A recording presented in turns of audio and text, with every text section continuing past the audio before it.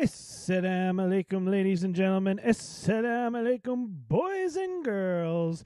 Welcome to another episode of the podcast that you just can't get enough of, that you want to watch constantly, and you can watch constantly because it's on Facebook, it's on YouTube, and it's on thevennetwork.org, where you can just head over there and you can watch from there, because that's a good place to watch it. See, I'm multitasking now up this evening for all of you. Let me tell you just that we are all set. We have all the conversation loaded up and we are all set to go. So let me stop talking. Let me stop filibustering, and let me throw it over to the man of the hour. Ladies and gentlemen, Imam Azhar. Assalamu alaikum, peace and greetings to all of you. We welcome our listeners once again tonight, where we are discussing the topic of your selection here on YouTube. And alhamdulillah, by the grace and mercy of Allah, we've taken this new platform and we found it to be not only very clear and easy to navigate, but we have stopped experiencing the glitches that we were having constantly over the last few months with Facebook Live.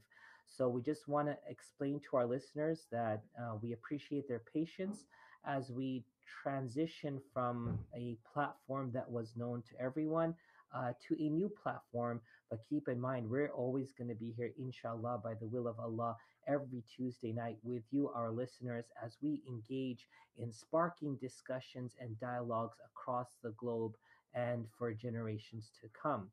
So, as Brother Carl is preparing to send out a tweet letting our listeners know where we are on YouTube, and then we just did the same thing on Facebook, we want to let you know that tonight, all the topics that we had discussed, we had a very interesting vote. The topics I feel are very contemporary and important to discuss. But nevertheless, we are going to dive in for the majority of our time tonight on the topic that was selected to be the winning topic where most of the votes went. But before we do that tonight, I want to first hand it over to Carl to let us know what were the topics that we had sent out on our Twitter poll, what the response was, and I want to discuss two things tonight before we get into the topic itself. Brother Carl? Thank you for that eloquent introduction, sir. I very much appreciate that. So, our Twitter poll this week, as it can be found every week, is on Twitter, which I think I just said Twitter poll is a Twitter's on the polls on Twitter. Go figure. We post it every Monday from the actually, it's from Venn Network. You can find us up there at Venn Week as I'm looking at this. We ran the poll with what mold. The next question was why war isn't a solution. And the last choice, which is always my favorite because you never know what you're going to end up with, was what's the deal with? And our winner this week, as you can all see now because it's up on the screen, was inclusion. So, recognizing inclusion, that's what you guys want to talk about tonight. But as Imam Azhar said, he had something he wanted to address before we start. And before he starts and before I hand it back to him, I'm just going to hijack for just one quick second and just share this little thing that I saw before I came on the air here. It looks like Uncle Joe might be making a run for it. Because he said tonight at a conference in Delaware that he wouldn't run without the support of his family. And he said his family approves. And his family said they will support him if he runs. But he said he's not sure yet.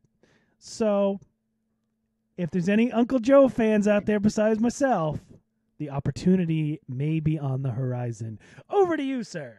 Well, not to get into politics tonight, because that's a dead subject for many after Bernie announced his run less than a week ago, amassed over 1 million volunteers and almost $10 million in funding, where the average donor donated $27 towards the campaign.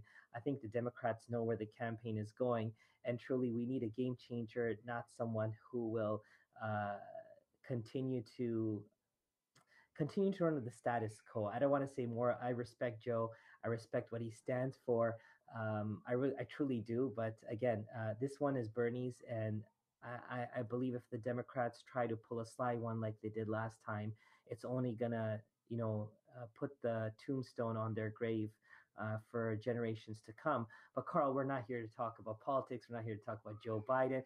Good luck to Joe and all the other ones whose names have been forgotten because Bernie Sanders has been out front and running. We got two bigger problems I want to talk about tonight, and I know one had to do with a poll, and so we're not going to engage in a discussion. But I want to pass a comment tonight in regards to that topic, and that is the escalating tension in India and Pakistan.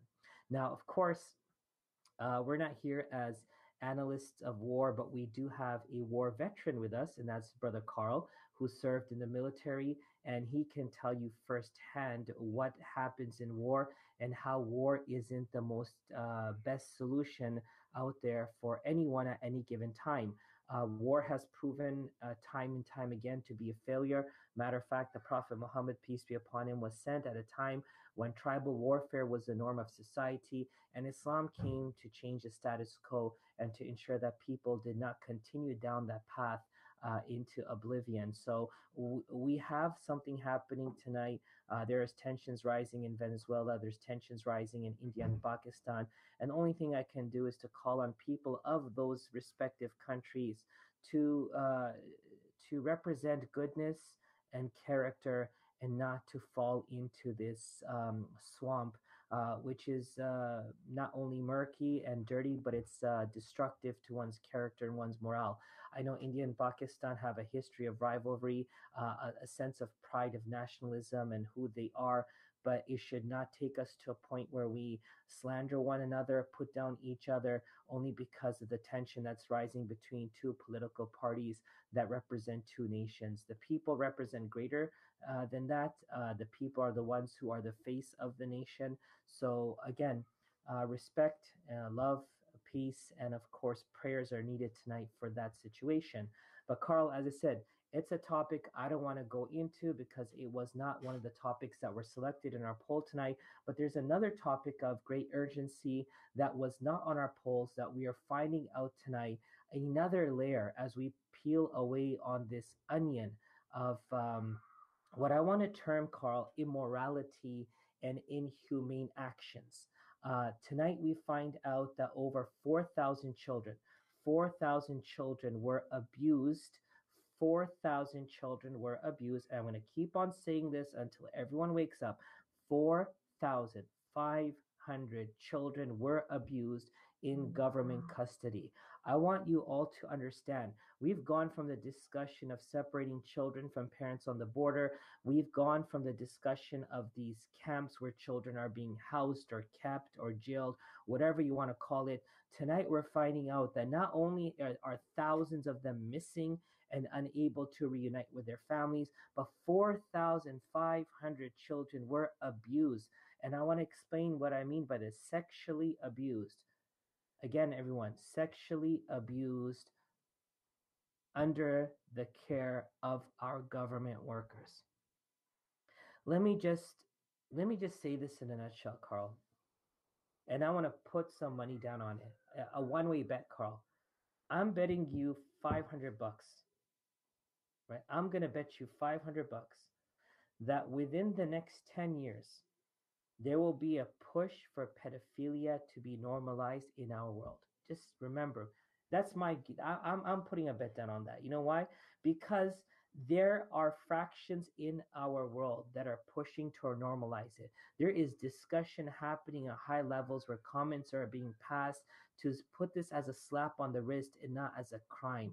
You got people in Germany trying to pass the law of incest where siblings can sleep with each other. You're talking about the normalization of parent-children relationships.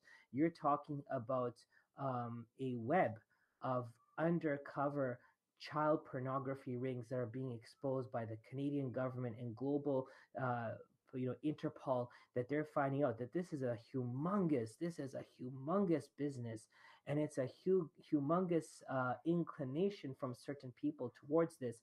I just don't understand what is happening. I wish I could say something, but truly, if you have children or not tonight, you need to think really hard as to where our world is going when 4,500 children were sexually assaulted under the care of our government in this country. Where we're supposed to be a safe haven, where we're supposed to be a protection for humanity, where we give hope to the world, and where we give a chance to every human being that comes on our shores. What is happening, Carl? I don't know, but that's all I want to say in regards to this. If you have anything to add, I had spoken about you being a veteran and how India and Pakistan's escalation isn't something healthy. And I also spoke about child pedophilia and how this is going to be normalized in our world. Do you have anything to say on this, Carl, before we move on to our subject tonight? So I will say, and I, I have. I'm going to say that I'm going to say nothing on India and Pakistan because my news feed is not proper enough. And from what I'm actually seeing, I'm seeing claims that there's a lot of false claims and fake news coming out of India and Pakistan. And I honestly don't know what's going on there. I don't know enough of the background. And so, unlike the rest of the internet, I don't know, and therefore I'm not going to comment. I will say, though, that war is never the answer. There's always a better way around. And here, watch me weave all of this together. You ready? So, some of you may know G. Willow Wilson, who was the reboot author for Miss Marvel, who created the Pakistani Muslim superhero.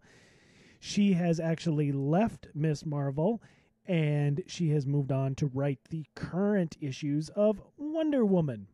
And in the episode of Wonder Woman that I read last night, this was actually the topic, that war is never the answer, that there's always another way. There's always a better way through one way or another. And as a veteran who served in war zones, I'm going to say that. And as for the escalating tensions, I'm not going to say anything because I don't know. However, moving on to your last topic, thanks to South Park, which is not something you'll ever hear anybody say before, but there it is. I can tell you that there is a group. I believe they are called NAMBLA. And their whole goal in life is to get pedophilia legalized. And they have been around for years. And their stance is that the relationship, it's, what is it, NAMBLA? The North American Man-Boy Love Association. And again, the only reason I know this is because South Park did a whole episode making fun of them. This is not something I Google. It's not something. But when the South Park did their episode years ago, this was years ago. This was at least 15, 16 years ago. I did look it up to see if it was real. And lo and behold, it actually is real, that this whole group of people actually exists that think it's okay for men and boys to be in relationships together. So, yeah. So you owe yourself $5 for that one. And on that, I'll pass it back to you. Well, the Pope came out with full vengeance against the Catholic priests, and he said that um, he's going to put an end to what's happening in the Catholic Church. It's just one too many cases. Religion is plagued by this issue, and not just the Catholic faith, but others as well. But then you have people who are um, in positions of authority and power or influence in society who are who don't think this is a problem. I think that's the best way to say it, who don't think this is a problem, and it's really a problem. It really is a problem. But again, it's a call of the moment for every human being in this country, every human being, to speak out that this is unacceptable. We can not even fathom the thought that children are being separated If they're illegal, they're undocumented, turn them around, close the door, let them go back home, let them figure it out. We're housing them, we're bearing the cost with our tax dollars, and now we're finding out that in addition to the not so conducive circumstances that they're living in, we're finding out that they're being sexually assaulted. This is scary. It's not the country that we are. It's not the people that we define ourselves to be.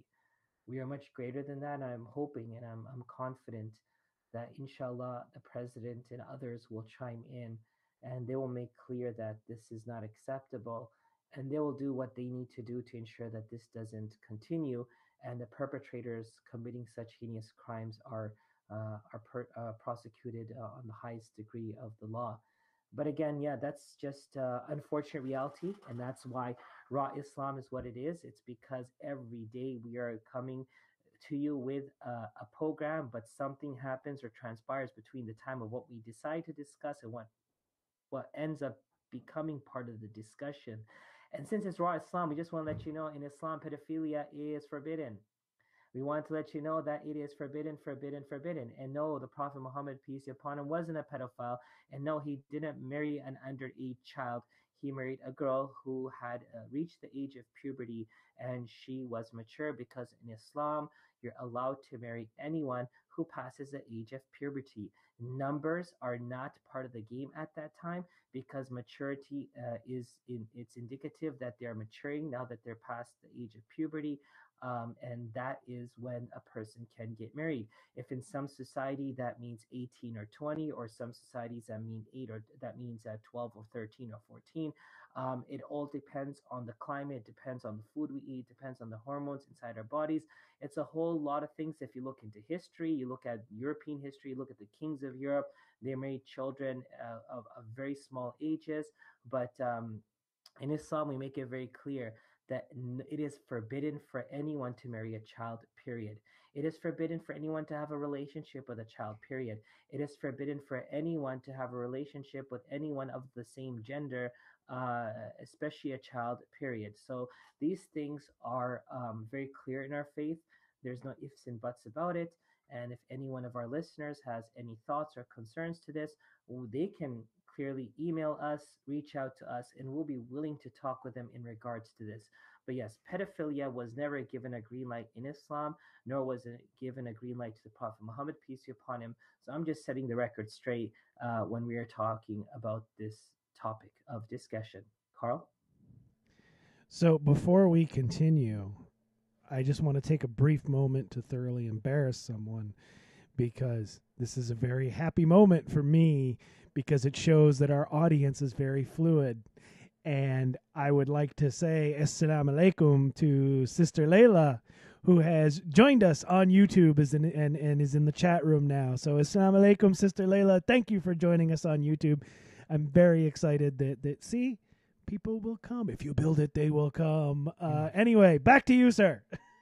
So I don't want to say we build it, they'll come, we facilitate it, and they will all gather. So alhamdulillah. So tonight, Carl, we're talking about inclusion. And again, the myth of inclusion when we see sound bites. So understand this. I'll give you the analogy here. Gas was once in the upper $3, if you remember, Carl.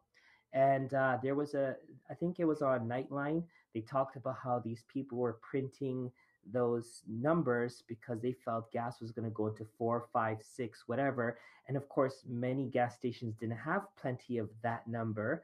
And so they were printing them and making them, customizing them based on order. But of course, we never saw, alhamdulillah, thank God, we never saw gas go into 4, 5, $6 because we would be stuck.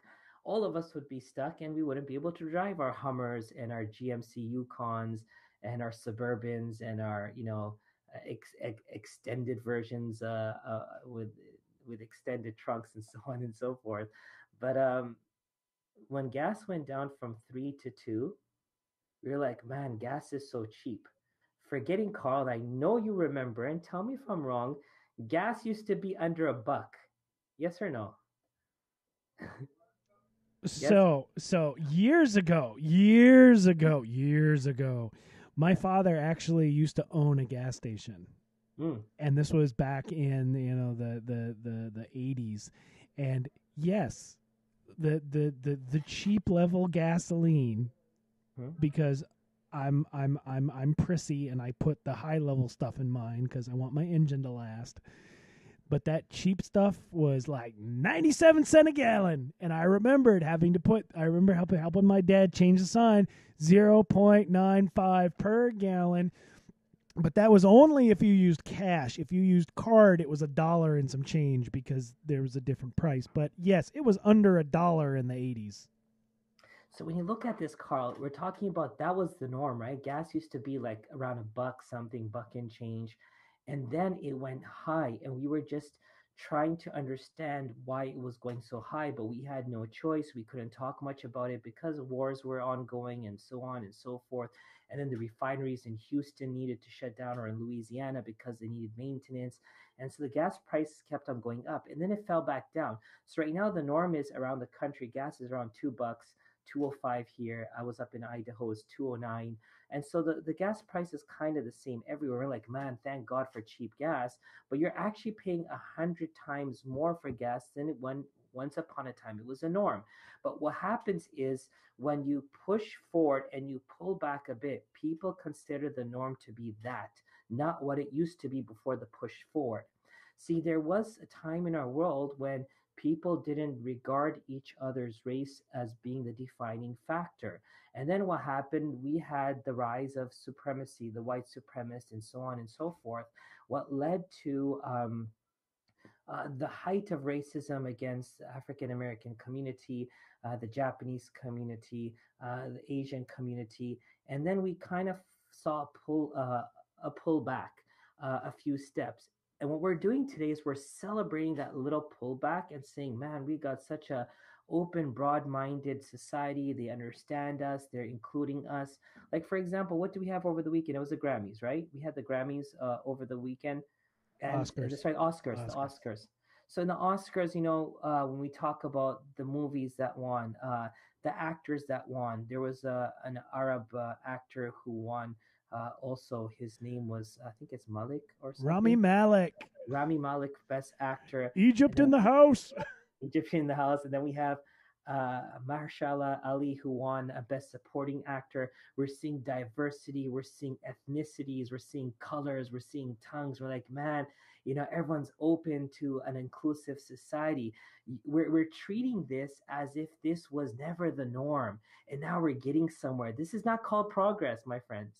Don't consider this to be progress because a few people of different race and ethnicities and backgrounds, immigrants or Arabs or African American, are stepping up on the stage and receiving an award for the best actor, best supported actors in the Oscars. You have to remember, we looked at talent as talent. We didn't look as people that define that talent. We looked at advancement of whatever was brought to the table for the betterment of humanity and civility, not who it was that was bringing it to the table. There was a person who invented a water car, a car that ran on water in the 80s. We don't know what happened after that. It just became a gray area. Thing was, it's not about who does it and what he does or she does. It's a matter of recognizing the good work and not trying to highlight people in order to get some fanfare. And that's exactly where we are today. If we see that a Muslim player in a basketball team or a soccer team or a football team can do something Islamic, we're like, oh man, the country is so open minded. They're open to inclusion. No, we just went from the lack of inclusion one step back. We went from $4 gas to $3. Don't think it's all yippee I do that. It's not all that. We used to be $1 gas. Okay, so $3 is 300% more. Where $2 is 200% more. We are still a long ways to go. So is inclusion a myth? Is it what we see it to be? Or do you, as a listener, feel there has to be more work to normalize a situation where the color of a person's skin, or the language that they speak, or the ethnic background that they come from, or the country of their ancestors or their mother doesn't define them? Carl, we're at the end of Black History Month, last few days, and there's a lot that's been reflected upon. We hear those stories of Malcolm X once more, and Muhammad Ali, and Martin Luther King, and Rosa Parks, and all the people, the scientists of NASA, and all the great women and men folk that did something. But remember, their goodness didn't have to be highlighted because of the race that they were affiliated with or the color of their skin. So we have still a lot of work to do. And people who prematurely applaud these situations are normalizing the racism that was one step ahead of where we are and thinking moving one step back, we're progressing. No, we're still moving into abyss. So, how do we, Carl, how do we restore humanity and civility where these things aren't seen?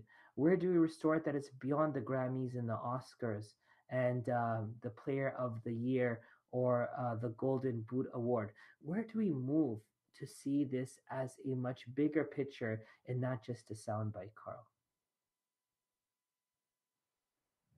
So you touched on something, and I'm a little hesitant to share 100% of my feelings on this Hmm. because you and I haven't touched base at all, and I don't want to drop this in your lap. But it's I'm a fan of Marshala Ali, and Hmm. I like his work and the things I've seen him in. And he was in movies I didn't even know he was in, and he's really good. Hmm. But and this is specifically about inclusion. This is what I'm talking about, and it really does come back to we need to fix our own house before we try to fix the world. And you and I know that there are divisions within the Muslim community, specifically two big ones or one big one, and we need to repair that before we can go into the world and say, okay, Jim Crow laws were wrong and we need to, fix this and we need to fix that. And most of all, as a white male in America in 2019, I don't belong in this conversation. It's for me to shut the hell up and listen because it's not my job. I'm not going to white splain, I'm not going to mansplain. It's not my job, it's not my place. Um I think when we're off air, I do want to share a frustration I have with you. Hmm. But I like I said, because we're live right now, I don't want to drop this on you because it would be a bombshell. And Well, no, go ahead, go ahead. what I want to say, Carl, is I agree with you and I disagree with you. I agree with you that there's, like the Green Book, it won the best film of the year. Like many people may have not seen it, but as you explained to me, I was one of the people who have not seen it as yet. And you explained to me how it was a real book that allowed people uh, of African descent, the Black community, to know where to go, where to lodge, where to eat, where to hang out, because there wasn't a safe zone everywhere for them. So it's basically the yellow pages for the Black community.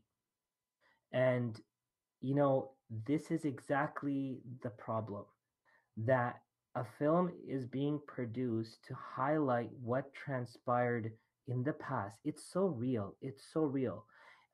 Many people of the Caucasian descent cannot understand this. Go ask someone from the Jewish community what it meant to walk about in Europe at the time when Hitler was about. They couldn't walk into every Hardee's or McDonald's. I know they never existed, but I'm giving you an idea. They couldn't walk into every Hilton hotel or Holiday Inn because the security wasn't guaranteed for them, but the security was guaranteed for others. So how is that double standards happening in our world? Now this film is made, it's produced, it wins Best Supporting Actor, Best Movie. But think about it. There was some inconsistencies in the movie itself, as some people have already said. But we're celebrating this as we're talking about inclusion. We're talking about how our history was so wrong and we're getting so better right now. No, you're not. No, you're not. We have a green website, maybe. We don't have the green book, but we have the green website. Because remember, yellow pages are no longer on a book form. You find them online. There's things called Craigslist and something else. People that look for advertisements and things online. What's happening is the situation's still there. And just because we went 20,000 steps forward and one step back to say, hey, we recognize this was a hard time, but we're not willing to address it. We're not, we're rough, and we're going to move on now with the next movie. It's not going to solve a problem. So inclusion isn't some myth. Inclusion isn't a Disney song. Inclusion isn't that we're going to just tell you what happened and we're going to move forward thinking life will get better. Life doesn't get better until you make it better. And Carl, what I disagree with you is yes, you are a white person in a discussion that's talking about race, but your seat on the table is equally important because if you feel that your voice isn't important, then the people who are using the color of your skin to say that their thoughts are important are taking away the mic from you. So we need everyone on the table. We need the Jews. We need the Muslims. We need the people of color and different ethnicities and races. We need minorities across the board to come and hold the mic and say, you know what? This is our karaoke night, and we're going to talk about it. And we're not only going to talk about what we know, we're going to talk about what we're going to do to solve it. Now we're talking business. Now we're talking that this is a change. Remember, it was when the white community stood alongside with Martin Luther King. It was people like Bernie Sanders, the people who stood alongside, which changed the demographics and the dynamics in the equation in this discussion, which was predominantly it's legal, it's okay to lynch a black person, it's okay to enslave them, it's okay to torture them, it's okay to kill them. The cops will come and give you a high five. They're not going to arrest you because these were people that had to die. They were like cockroaches, God forbid. This is not going to happen anymore. So the discussion of inclusion shouldn't be a myth. It shouldn't be a story that's on a movie. It shouldn't be part of the 91st Grammys. It needs to be something deeper and broader. And that's why we're sparking that discussion tonight, that eradication of racial discrimination has to end in 2019. And you need to be part of that discussion. Carl? So I see we've actually passed the 30-minute mark now, but we do want to just take a moment or two just to point out some comments, mostly by Layla in our sister Layla in our chat room here. She says that she does not ever remember gas being under $1, and I want to thank her for making me feel incredibly old. She also says that she has not seen Green Book as of yet, but she is interested in watching it. As am I. Personally, I like my movies, but I'm very much into my video on demand because it doesn't require pants. So I'm just waiting for that.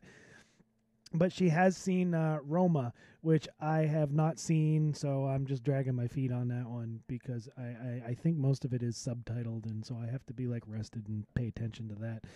But yes, I mean everybody's voice is important, and we need to work together.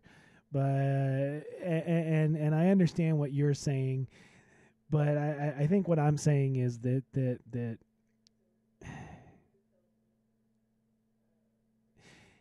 if we agree on something, I will support it.